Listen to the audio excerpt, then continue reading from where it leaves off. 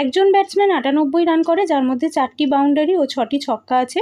ওই batsman wicket 2টির মধ্যে দৌড়ে মোট রানের কত শতাংশ করেছে? তো মোট রান করেছে 98, তার মধ্যে 4টি বাউন্ডারি মানে 4টি 4 মেরেছে, 4টি 4 মেরে সে 16 রান করেছে, আর 6টি ছক্কা মেরে সে 36 রান করেছে। তাহলে এই দুটো রান যোগ করে যদি মোট রান থেকে বাদ দিই, তাহলেই আমরা সেই রানটা পেয়ে যাব যেই রানটা কিনা সে দৌড়ে নিয়েছে। তাহলে 98 মাইনাস 52 করলে হচ্ছে 46। তাহলে 46 রান সে দৌড়ে নিয়েছে 98 রানের মধ্যে। তাহলে 100-র মধ্যে কত রান দৌড়ে নিয়েছে সেটাই হচ্ছে কত শতাংশ রান দৌড়ে নিয়েছে।